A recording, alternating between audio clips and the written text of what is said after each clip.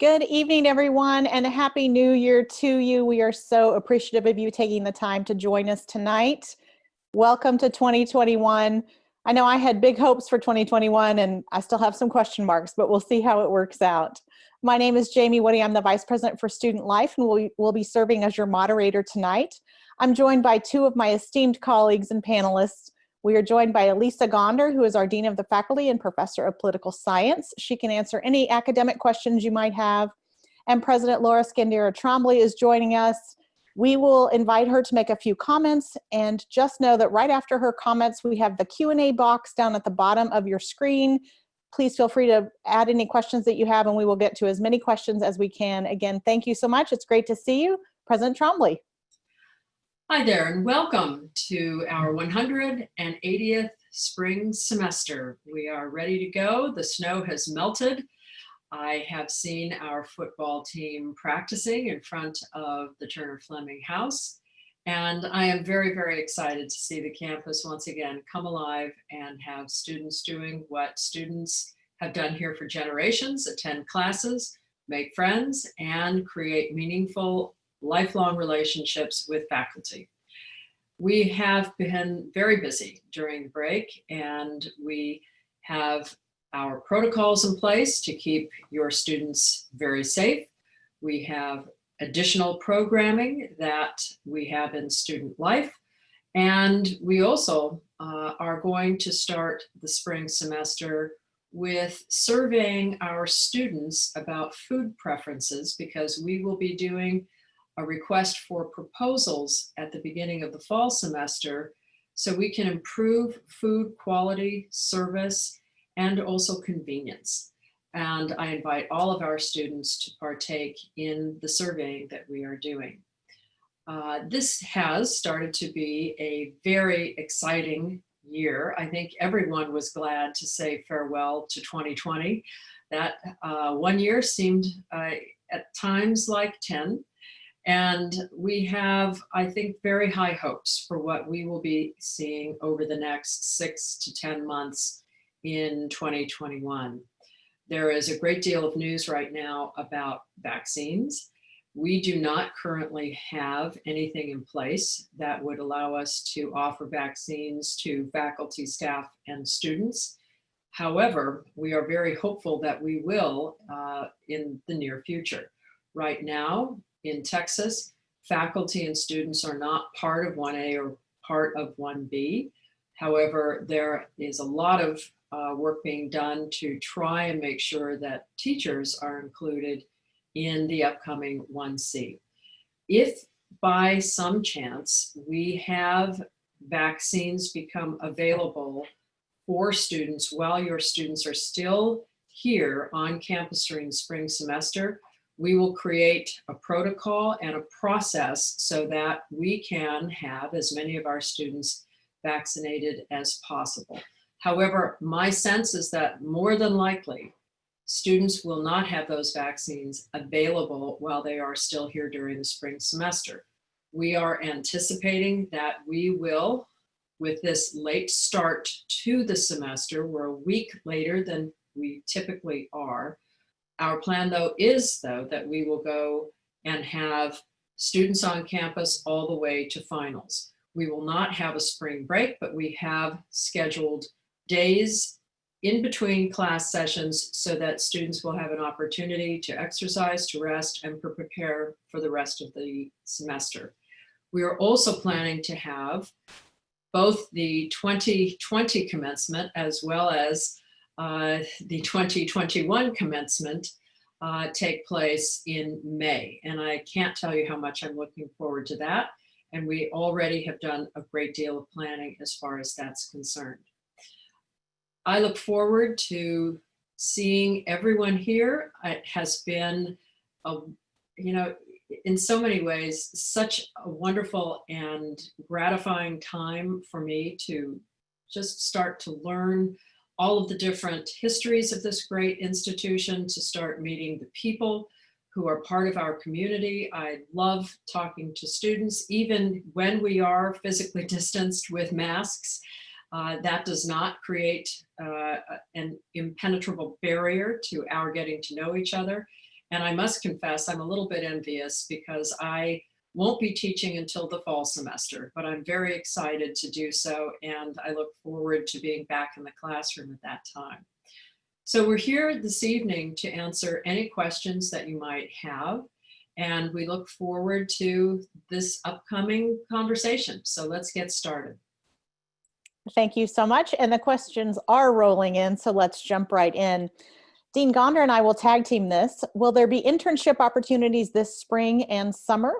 And the answer is yes-ish. And I say ish because it depends on where the internship is, what the company or the individuals are doing with their protocols at this time. But there are opportunities, and I would encourage the students to reach out to the Center for Career and Professional Development, CCPD, who can work with them to make sure that their goals are met and that they stay on track to achieve whatever internship opportunities might exist. Dean Gonder, do you want to add anything? Yes, we will also have community engaged learning opportunities, some remote and some in person. I just encourage you to encourage your students to reach out and ask questions. And I think we would be able to connect them to what they might be interested in. Thank you very much. While you have the mic, Dean Gonder, will summer school be online or remote? We have not made that decision yet. We will make that decision prior to registration in the spring, which is usually in mid-March, and we will let people know in advance what the modality will be for summer school. What percentage of students are online this semester, Dean Gonder? I do not have a final total right now. We have changed slightly our messaging in terms of remote versus in-person students, so that we sort of see the remote path as for students who are going to be remote the entire semester for various reasons. Last fall it was a moving target. It kind of depended on the time, but we had between 150 and 200 students that were remote, and we don't anticipate an increase. And in fact, we're hoping that students will choose to be one or the other, and unless they're they're sick or quarantining, that they'll stay on that path throughout the semester. Don't go too far away. It's still the Dean Gonder Show. Will there be fine arts events this semester? Yes, there will be fine arts events this semester. In fact, I was meeting with the chair of the music department today to go over some health and safety protocols, as well as prioritizing which kinds of events we might be able to do this spring. So there are all kinds of variables in terms of affecting things, but I do think we will have less programming, but still fine arts programming. And of course, the theater department ran an outdoor performance last fall, and they are planning to do so in the spring. We did not hold music events in the fall, but we are hoping, we're working right now. The top priority is senior recitals. Having been lucky enough to attend the theater event, it was spectacular. It was beautiful, a perfect evening. We were all in our socially distanced boxes on the lawn, and I brought one of our blankets, and the students were absolutely spectacular. Agreed to that. Dean Gonder, thank you for creating reading days throughout the semester. How will you ensure that the faculty do not assign papers to be due the day immediately after the reading day? Faculty could potentially assign things to be due the day after the reading day. That is a class day, but they are called reading days to sort of indicate that these are times for students to still be engaged in coursework and maybe using them to catch up and catch their breath. But just like after Sunday, you can have something due on Monday. After a reading day, they could potentially have something due then. We are messaging to faculty, though, that they shouldn't have things due on a reading day or hold activities on a reading day. So the idea is for everyone to be able to catch their breath and catch up. But the following class day, you could have a test or assignment due. Thank you. How can my student connect with alumni for job prospects and networking? I'll start and then anyone can jump in. Our Center for Career and Professional Development and Alumni Relations Office work in tandem to make those kind of relationships happen. We have a software platform where our students can engage with alumni and get mentored by them, have conversations with them, use them as terrific resources. So my first response would be to engage with CCPD and our Alumni Relations Office, learn about that software and get on that software for sure. Do either of you want to add anything?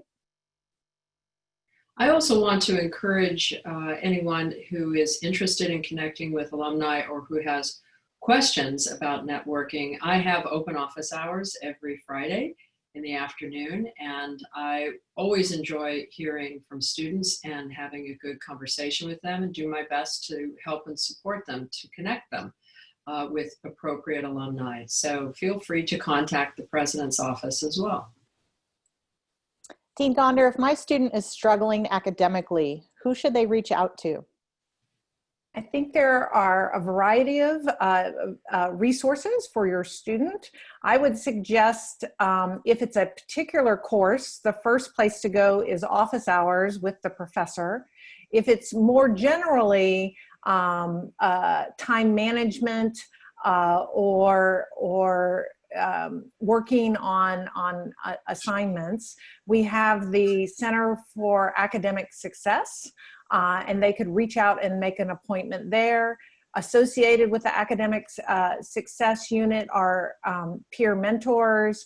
They can also inform students about tutoring opportunities that some departments have available. And then finally, their academic advisor is also a resource if they're struggling academically. If it's difficult to talk to the professor and you want to talk to someone sort of outside the situation of a particular class, your advisor is a great resource and can also help connect you to other resources on campus.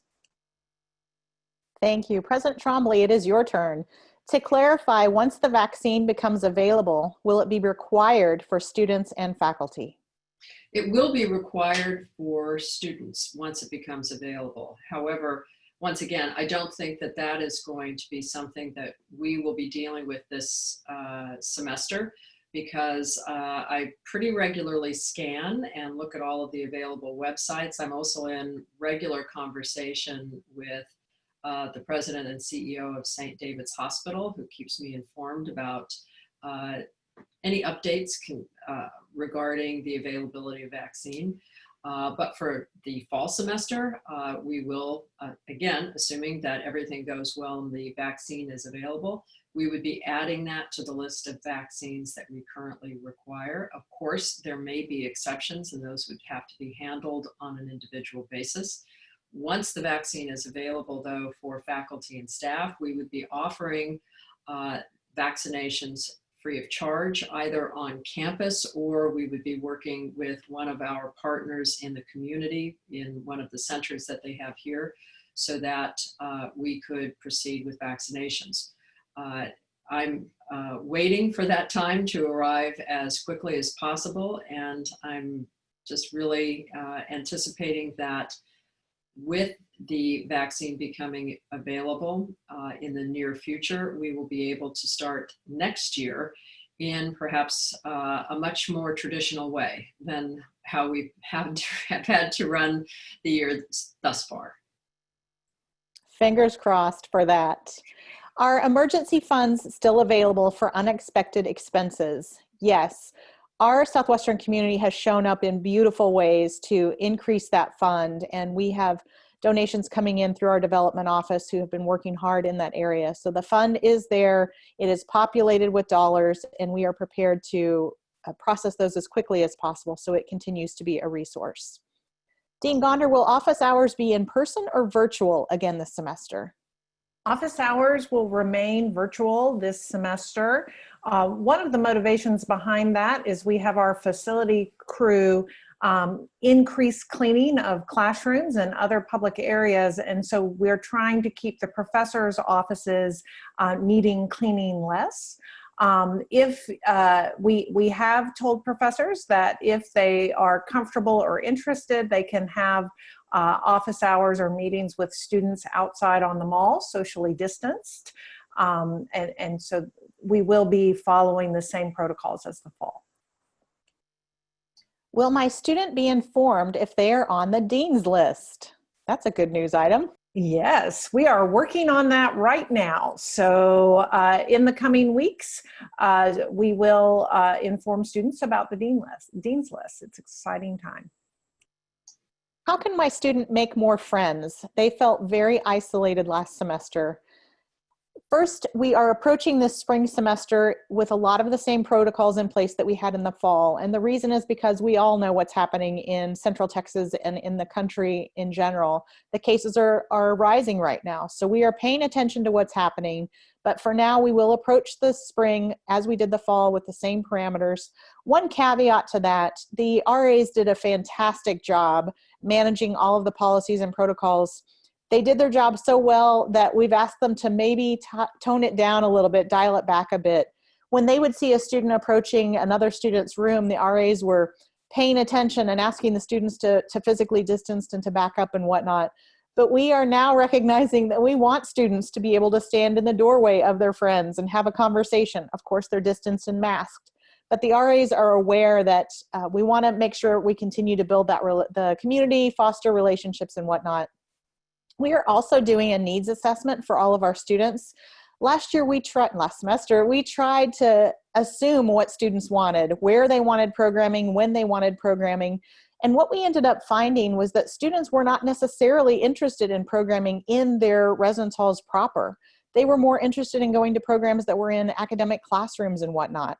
So we are actually going to, novel idea, ask the students where they would like the programming and when they would like it, and then we will tailor what we are providing to meet those students' needs and hopefully find more opportunities for engagement. We will also have larger gatherings for students if it is facilitated by a professional staff member. So we have staff members who live in the residence halls, and they will be able to host programming in the Howery Center or in the Olin classrooms that are slightly larger, and more students will be able to come together, again, masked and distanced, but be able to interact in ways that we hope will feel fulfilling and less isolating than last semester. So I hope we will do a better job with that. And your student is always invited to come and walk with me every Friday morning at 7:30. I know that for some students this might seem a bit early. However, I had a great group of students who enjoyed taking our, I think it's 1.2 mile walk, physically distanced, every week. And I love to bake, and so I usually bake some goodies the night before. And I believe that after you've exercised, you should reward yourself with some nice muffins or cookies. So please, for your student and for all of your students, I would love to see them getting a little bit of exercise, and they can count every Friday at 7:30. I'll be there. I like that motivating factor. A little bit of exercise and some yumminess. It's me. Love it. Dean Gonder, what is the percentage of courses that are online only versus face-to-face? We currently have, I have the answer in the reverse, 67.5% of our classes are in person, with the remaining online. With that said, as we messaged to the community today in the message from President Trombley, because we're doing intake testing and test results can be delayed, faculty will hold the first two classes of the semester remotely via video conferencing on Tuesday and Wednesday, and faculty are being given the choice of what to do that first week. In general, the environment in Austin is different, and we're monitoring sort of the virus environment and allowing faculty some flexibility at the beginning of the semester on how the class will start. I encourage, depending on what your student is interested in, all of the information about courses is available on WebAdvisor, and the student can look for courses that sort of meet the modality that they're interested in. Some required courses, there is only one option, but that information is available, and we can work with students to try to get them in classes with the modality that they prefer. Thank you, Dean Gonder. Can parents help with moving in this weekend? And I'm not sure how you want me to answer this. I can say no in case you don't want to help, or I can say yes, which is the truth.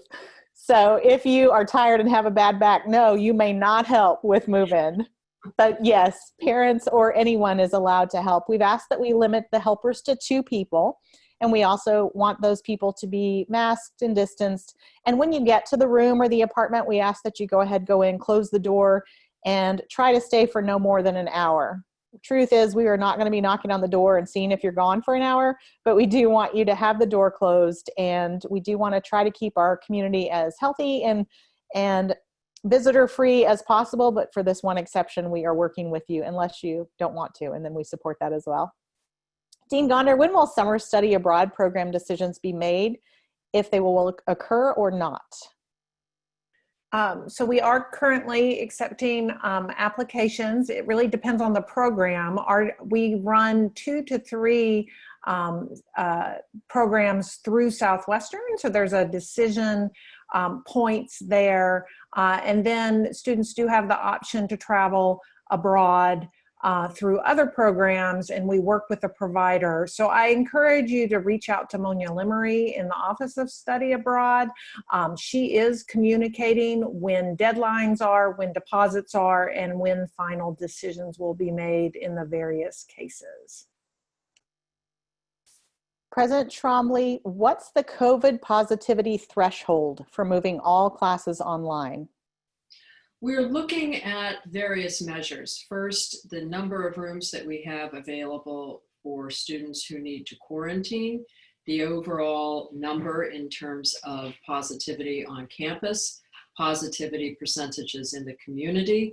So it isn't just one thing, it's multiple. What's most important for us right now is that we want to start the semester as close as we can possibly get to 0% positivity rate.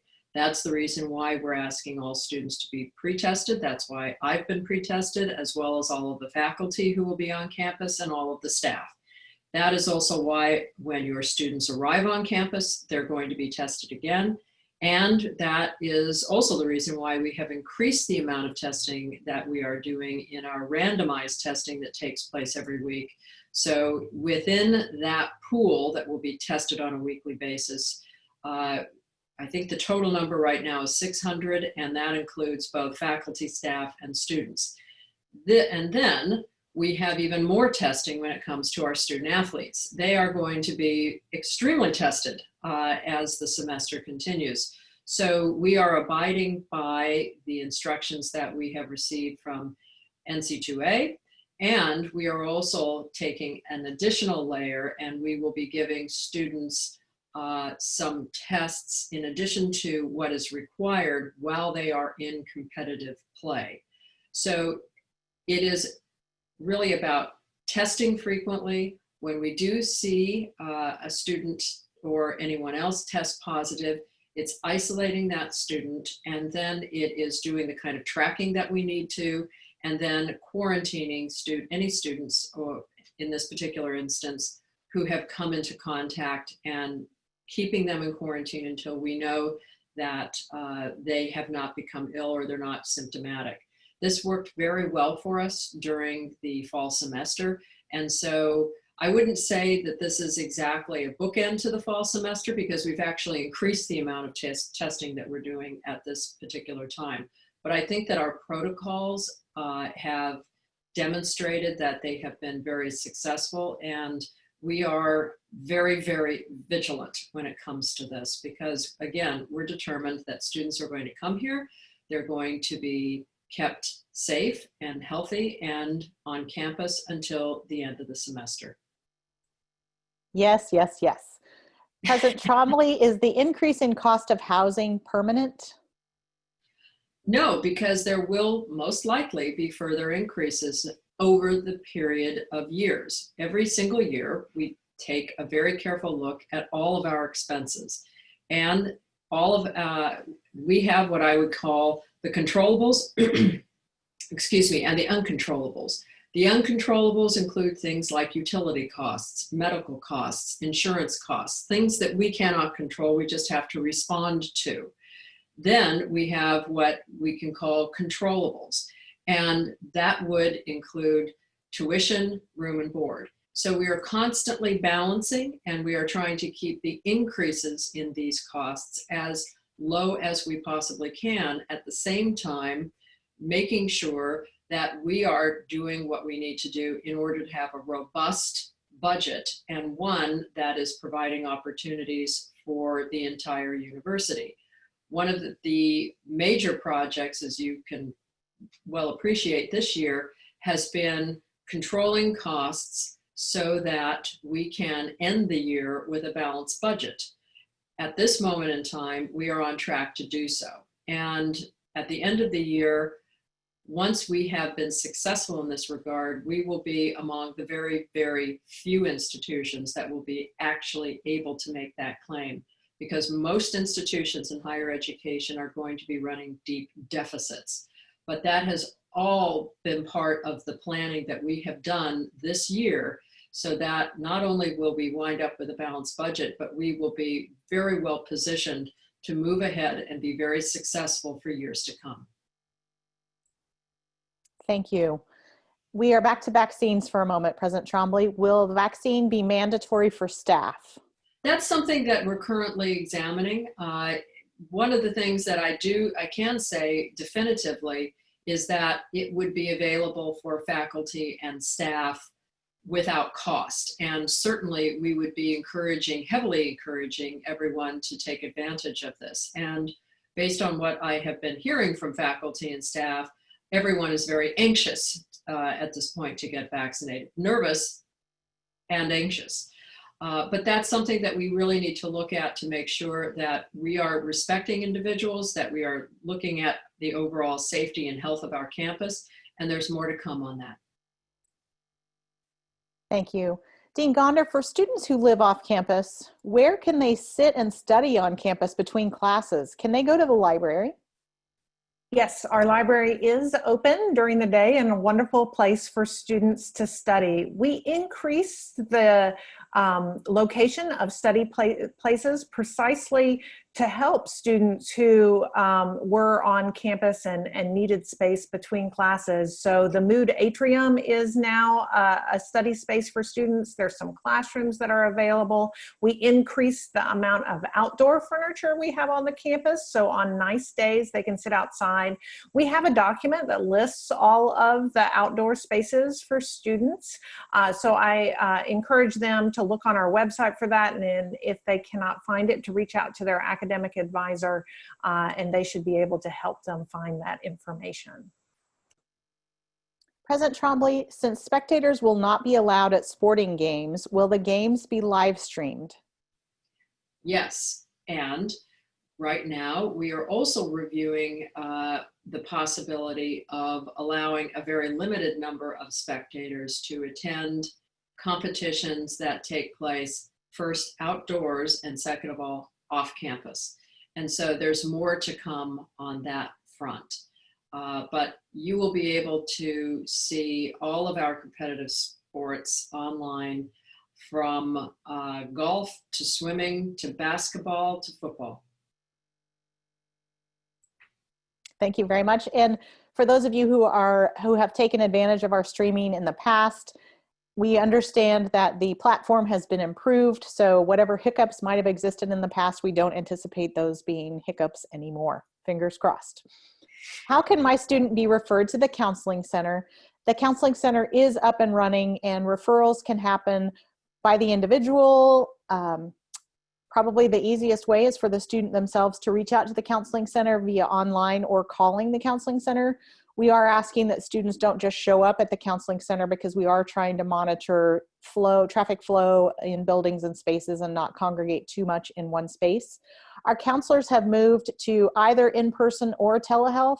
So appointments can be in person or they can also be online, and we honor whatever the student wants in that respect and can work with them individually. I understand that students who arrive back on campus after the Saturday hours of COVID testing will have to quarantine until they can obtain and submit a test and get negative test results back. Will there be a way for them to access food service during their quarantine? And we are using the language of essential travel. So we do recognize that the students will need to get their food if they need to do that. And we want them to think about where they're going, the people with whom they're interacting, be honorable and pay attention to physical distancing and masking the whole time. But they will be able to order their food if they have a meal plan through the Bite app with Sodexo, go to the Commons and pick up their food, or they can certainly order in. We have designated delivery areas, so we don't have delivery people roaming all over campus. So designated delivery areas, and or they can go get their food and then go back to their room. So essential travel during that time when they're waiting for their tests, so we can make sure that everyone stays as healthy as possible. This semester will be a longer period of time for our students to stay on campus. How can we visit our daughter safely? She will need for us to bring her clothes for the spring.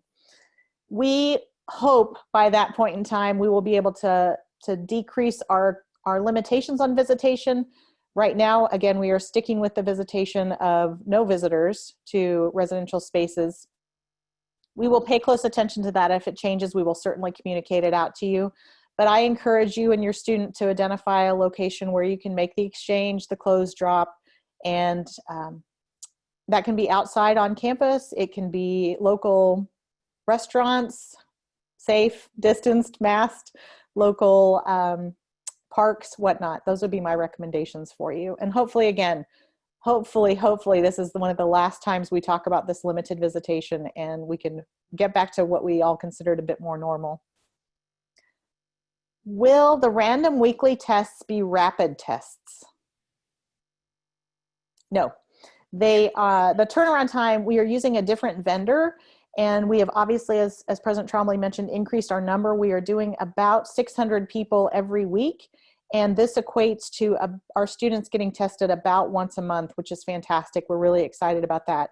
This company is providing a turnaround time of 24 to 48 hours, and we are incredibly hopeful that the test results will come back that quickly.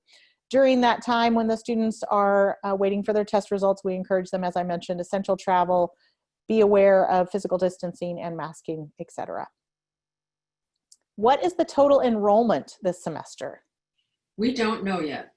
We have to wait until date of record because we still have students who are enrolling, and until we hit that date, which is I think approximately 10 days after the start of the semester, we won't know for sure, but right now it looks as though we will probably have one of the largest enrollments in institutional history. Excellent, that's good news. Lots of good news items tonight.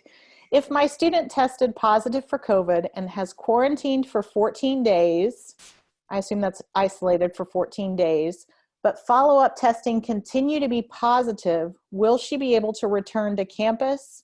We do want a negative test before the student comes back. So we'll continue to have that student isolate or quarantine, whichever the case is, and come back once they get the all clear. If a student arrives on Friday and are COVID tested at the Robertson Center, will they be charged for that test? Another good news item, President Trombley. No, they won't. They will not be charged for that test. We are not charging our students for the testing. And just something to keep in mind, because I've been there, the Georgetown Public Library is offering COVID testing free of charge. And you can now actually purchase COVID tests on Amazon. I've already done that as well. So unlike the fall semester, when it was somewhat difficult in some cases to access testing, there is now lots and lots of opportunities to be tested. which has made things, I think, much, much easier. We've also seen the cost for these tests drop pretty dramatically. That is also good news, particularly when it comes to our budget. And we are hoping that this is the last semester where we're going to have to deal with these kinds of issues. It's unclear right now. One thing that we have learned this year is the importance of being flexible and pivoting and solving problems faster than I think we've ever had to before. But that is where I think you can really see the resiliency of the Southwestern community, and everyone here, faculty, staff, students, we've all worked together to try and overcome the many, many obstacles that this has presented for us. And I also want to recognize and thank the parents for your patience as we work through this incredibly daunting issue. How to become a testing center when we've never had to do that before, how to become a safe institution in the face of a global pandemic, and how to ensure the safety and security for everyone who is part of our community. I love Southwestern. I am just so grateful to be here and be part of this community, and I have found it just incredibly moving on many, many occasions, the kind of dedication that I've seen on the part of administrators, staff, and faculty. It's a great place to be part of. That is a beautiful, warm, and timely comment. We have reached the end of our questions. We conquered the entire question list. So I want to invite Dean Gonder and President Trombley to share some closing comments, and we're going to give you 24 minutes of, just kidding. Will there be any extra security precautions on Inauguration Day? I'll start and then President Trombley jump in. We just received news from our Chief of Police on campus today that the FBI has reached out to all local law enforcement and asked that everyone be placed on high alert. So we are taking precautions from a safety standpoint with our university police. We are increasing the number of staffing that we have on campus, and certainly our chief is staying connected with what's happening locally, regionally, and nationally. President Trombley? I think that Jamie has just answered the question beautifully. I'll just add that earlier this week, I was on a conference call with our consortium member presidents, and that was the primary topic of conversation. And since then, we have done our due diligence, and we are going to be very attentive and watchful, and we are going to make sure that the campus is safe and that we are not anticipating at this point anything that would be concerning. So I do believe that we are ready. Thank you. One more question. When a student is waiting for their random testing results, are they going to be isolated? No.